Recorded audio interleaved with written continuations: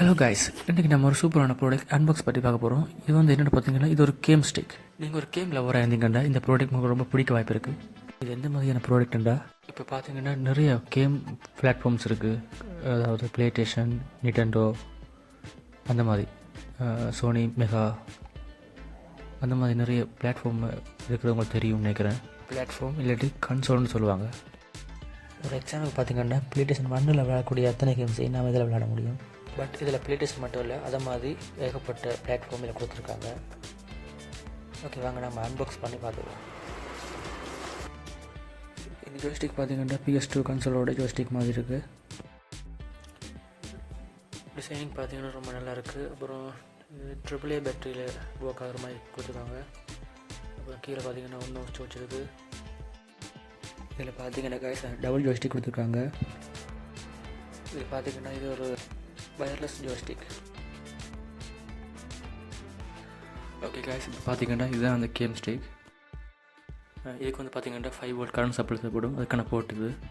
அப்புறம் இது வந்து USB போர்ட். இது எதுக்குன்னா ஜோஸ்டிக்கோட அந்த வயர்லெஸ் கண்ட்ரோல் இருக்குல்ல, அதை வந்து இந்த USB போர்ட்டில் ப்ளக் பண்ண வேண்டியிருக்கும். அதோட பார்த்தீங்கன்னா HDMI எக்ஸ்டெண்ட் கேபிள் ஒன்று கொடுத்துருப்பாங்க. அதை தேவைப்பட்டால் யூஸ் பண்ணிக்கலாம். ஓகே கைஸ், இப்போ நம்ம ஜோஸ்டிக்கோட கண்ட்ரோலர் இதில் வந்து ப்ளக் பண்ணுவோம். ஓகே கைஸ், ப்ளக் பண்ணியாச்சு.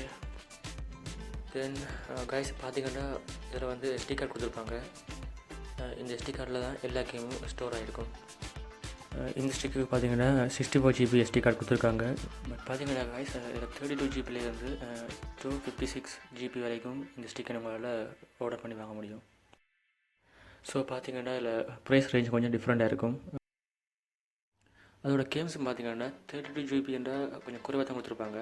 இதே நீங்கள் 256 அந்த மாதிரி வாங்கினீங்கன்னா கொஞ்சம் கேம்ஸ் கொஞ்சம் அதிகமாக இருக்கும்.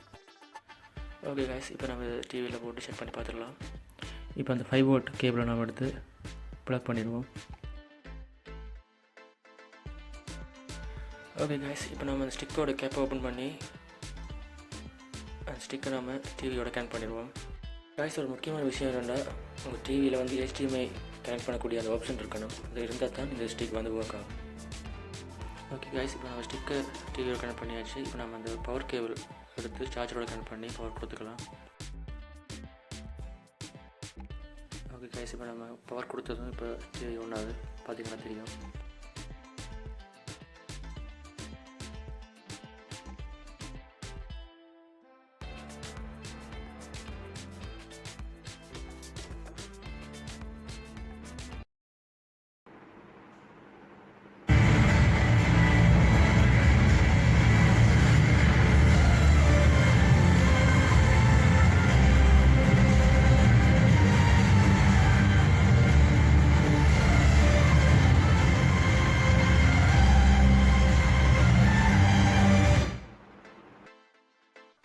கைஸ், கொஞ்சம் வெயிட் பண்ணுங்கள், கேம்ஸ் லோட் ஆகிட்டு இருக்கு.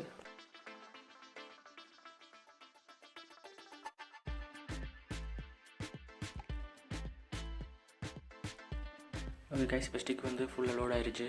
இதோட ஹோம் மெனு வந்து எப்படி தான் இருக்குன்னு பார்க்குறதுக்கு. ஓகே கைஸ், இப்போ இதில் ரைட் சைடில் பார்த்தீங்கன்னா கேம் பிளாட்ஃபார்ம் அல்லது கன்சோலோட லிஸ்ட் கொடுத்துருப்பாங்க. அந்த லிஸ்ட்டை நாம் செலக்ட் பண்ணி நம்ம கேம்ஸை செலக்ட் பண்ணிக்கலாம். ஓகே கைஸ், பார்த்தீங்கன்னா ஏகப்பட்ட பிளாட்ஃபார்ம் கொடுத்துருப்பாங்க. ஃபார் எக்ஸாம்பிளுக்கு இப்போ உங்களுக்கு PS2ஓட பிளாட்ஃபார்மை கிளிக் பண்ணி காட்டுறேன். கைஸ், பார்த்தீங்கன்னா தெரியும், இதில் ஏகப்பட்ட லிஸ்ட் கொடுத்துருக்காங்க. ப்ளே ஸ்டேஷன் 1ல் விளையாடக்கூடிய அத்தனை கேம்ஸையும் இதில் அப்படியே கொடுத்துருக்காங்க. அப்படியே பார்த்தீங்கன்னா ப்ளே ஸ்டேஷன் மாதிரியே எல்லாத்துக்கும் அப்படி தான் கொடுத்துருக்காங்க. இப்போ நாம் PSP பிளாட்ஃபார்மில் போய் அதில் ஒரு கேம் செலக்ட் பண்ணி விளையாடி பார்த்துக்கலாம். இதில் பார்த்தீங்கன்னா GTA Vice City கொடுத்துருக்காங்க. இப்போ நாங்கள் அதை ப்ளே பண்ணி பார்த்துக்கலாம்.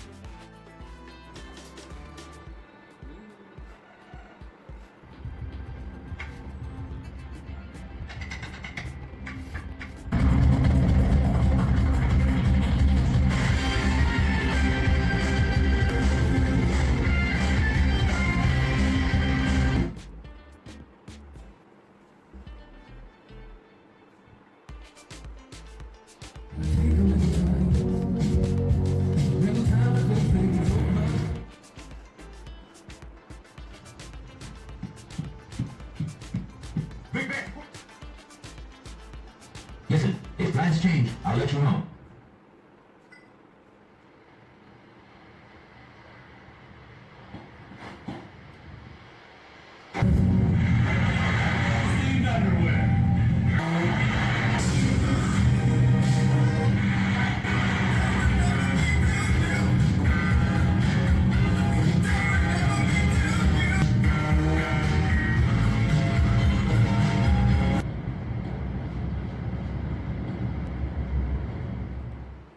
இதில் வந்து பார்த்தீங்கன்னா காய்ஸ் பிஎஸ்பி பிளாட்ஃபார்மோட கேம் கிராஃபிக்ஸ் வந்து ரொம்ப நல்லாயிருக்கு. பட் அதர் பிளாட்ஃபார்ம் கேம்ஸ் வந்து இந்த அளவுக்கு ஹையாக இருக்காது. பட் விளையாடக்கூடிய அளவுக்கு ஓரளவுக்கு நல்லா தான் இருக்கும்.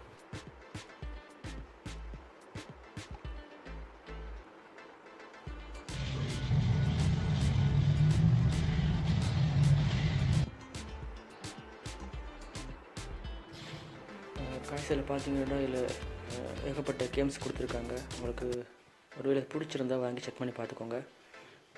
இந்த கேம்ஸ்டிக்கோட லிங்கை நான் டிஸ்கிரிப்ஷனில் கொடுக்குறேன். நீங்கள் பிடிச்சிருந்தா போய் செக் பண்ணி பாருங்கள்.